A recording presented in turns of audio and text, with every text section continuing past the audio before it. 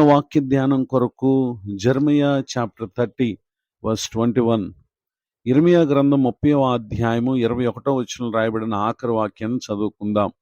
నా సన్నిధికి వచ్చునట్లుగా నేను వానిని చేరదీసెదను. ఇదే యెహోవా వాక్కు. చదవబడిన ఈ వాక్య భాగంలోని దీవెన నా ప్రియులకు మీరు అందరూ పొందుదురుగాక. వాక్య ధ్యానం కొరకై ప్రార్థన. ప్రేమ కలిగిన మా తండ్రి, మీకు వందనాలు. నేడు చదవబడిన ఈ వాక్య భాగం ద్వారా నాతో మీరు మాట్లాడి మమ్మలను బలపరచమని యేసుక్రీస్తు నామములో ప్రార్థిస్తున్నాను తండ్రి, ఆమెన్. చదవబడిన ఈ వాక్య భాగంలో ప్రభువారు ప్రవక్త అయిన ఇర్మియా గారి ద్వారా ఇశ్రాయేలు వారిని గూర్చి, యూదా వారిని గూర్చి ఆయన పలికినటువంటి ఒక వాగ్దాన పూరిత విషయాన్ని ఇక్కడ మనం చదువుతూ ఉన్నాం. నిజమే, వీరు దేవుని సన్నిధికి దూరస్తులగుట గల కారణం ఏంటంటే దేవుని మాటల పట్ల వారు అవిధేయులై ప్రవర్తించుట. దానికి కారణం వారు ఆపదను, పలు గాయములను వారు పొంది పలు విషయాలలో ఎంతో శిక్షను అనుభవించినటువంటి పరిస్థితులను గురించి పై వచనాలు మనం చూస్తాం. అట్టి వారిని గురించి ప్రభువారు అంటున్నారు కదా, జెర్మియా చాప్టర్ 30 వర్స్ 17. ఇర్మియా గ్రంథం 30వ అధ్యాయం 17వ వచనం. వారు ఎవరునూ లక్ష్య పెట్టని సీయోననియు వెలివేయబడినదనియు నీకు పేరు పెట్టుచున్నారు. అయితే నేను నీకు ఆరోగ్యము కలుగు చేసేదను, నీ గాయములను మాన్పెదను. ఇదే యెహోవా వాక్కు.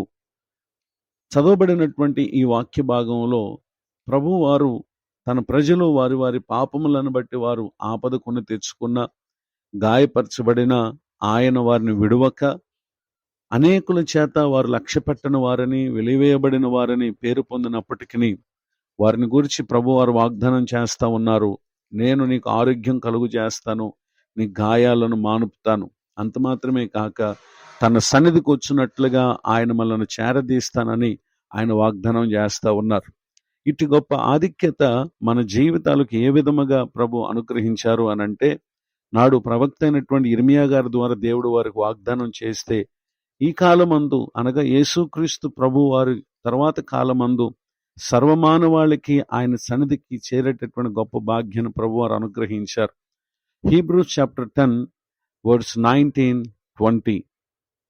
హెబ్రీలకు రాసిన పత్రిక 10వ అధ్యాయము 19-20 వచనాలు. సహోదరులారా, యేసు మన కొరకు ప్రతిష్ఠించిన మార్గమున, అనగా నూతనమైనదియు జీవము గలదియు ఆయన శరీరమును తెర ద్వారా ఏర్పరచబడినదియు అయిన మార్గమున ఆయన రక్తము వలన పరిశుద్ధ స్థలమునందు ప్రవేశించుటకు మనకు ధైర్యం కలిగి ఉన్నది గనుకను. 21-22 వర్సెస్ 21-22 వచనాలు.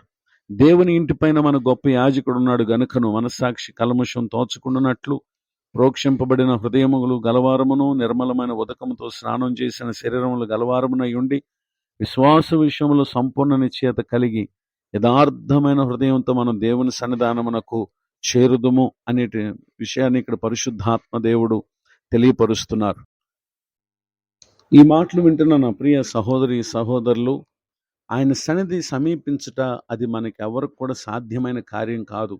అయితే యేసుక్రీస్తు ప్రభువే మన కొరకు పరలోక మహిమను విడిచిపెట్టొచ్చి ఆయన మనలను చేరదీసినటువంటి దేవుడిగా ఉన్నారు గనుక ఎంతమాత్రం ప్రభు సన్నిధిని సమీపించుటకు అశ్రద్ధ చేయక మరెక్కువ కృతజ్ఞత కలిగినటువంటి వారమై ఆయనను మహిమపరచుచు చేరదీసినటువంటి దేవుని చెంత ఎల్లప్పుడూ నిలిచి నిత్య జీవమునకు వారసులమగుటకు పరిశుద్ధాత్మ దేవుడి మాటలు మన కొరకే దీవించునుగాక.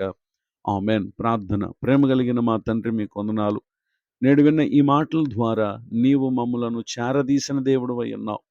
మా పాపమును బట్టి మేము మీకు దూరస్థలం అయిపోయినప్పటికీ నీ ప్రియకుమారుడైన యేసుక్రీస్తు ప్రభు ద్వారా ప్రతిష్ఠింపబడినటువంటి ఆ మార్గం ద్వారా మీరు మమ్మలను మీ సన్నిధికి చేరే వారినిగా చేసినందుకు మీకు స్తోత్రం.